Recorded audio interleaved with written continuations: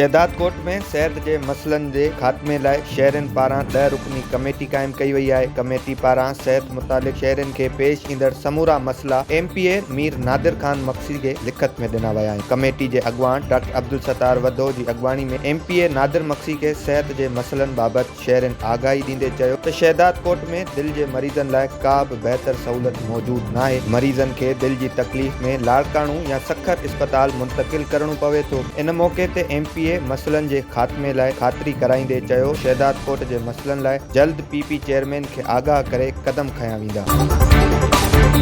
सिंध की ज़मीन ते वलार सिंधु दरिया के पानी मथा धाड़े गुज़रियल ॾींहुं क़ौमी कारकुनन मथा सिधियूं गोलियूं हलाइण ख़िलाफ़ गंबट में क़ौमी कारकुनन पारां एहतजाजी मुज़ाहिरो कियो वियो। जसकम बशीर खान ऐं जसकम आरीसर पारां क़ौमी कारकुन अली ॾिनू उजण ज़ाकिर आलमानी इम्तियाज़ माछी ऐं ॿियनि कारकुनन हथन में बैनर ऐं प्ले कार्ड खणी गंबट प्रेस क्लब आॾो एहतजाजी मुज़ाहिरो कंदे पुलिस ख़िलाफ़ सख़्त नारेबाज़ी कई। इन मौके ते अगवाणनि जो चवण हो त सिंधु दरिया के पानी मथा धाड़ो सिंध की ज़मीन ते वलार ख़िलाफ़ मोरो में क़ौमी शाहराह ते क़ौमी कारकुनन मथा रियासत हमलो करे सिधियूं गोलियूं हलायूं आहिनि, जॾहिं त सूबाई वज़ीर ज़ियाउल हसन लंजार जे माण्हुनि बि अवाम ऐं कारकुनन मथा गोलियूं हलायूं आहिनि। उन्हनि मुतालबो कयो त क़ौमी कारकुनन मथा कयल हमले जो case SSP Naushahro Feroze, DSP SHO समेत अफज़ल माछी ऐं गुल माछी मथा दाख़िल कयो वञे।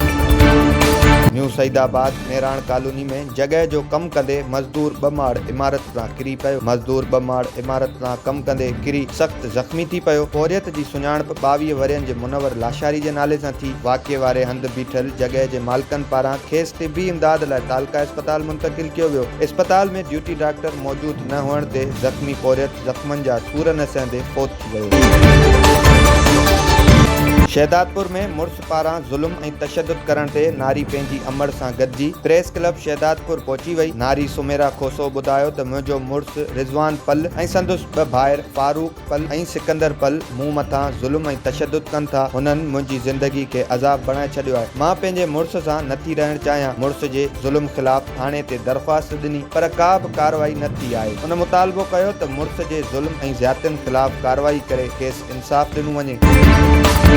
कंबर जे ॻोठ छजड़ा में ज़मीन तां मिटी खणंदे भक किरण सबब फौरियत सलमान भुट्टो दबजी फौत थी वियो। फौती जे वालिद अब्दुल गफ़ार जो चवण हो त पुट घर मां गॾु गाॾी काए ज़रई ज़मीन जे खॾे मां मिटी खणी रहियो हो। संदुसि मथां भक किरी पियो जंहिं सबब हू दबजी फौत थी वियो। ॻोठाणनि मिटी हटाए खेसि मिटी मां ॿाहिरि कढियो। फौती जो लाश घर पहुचण ते रोज़ राड़ो पइजी वियो।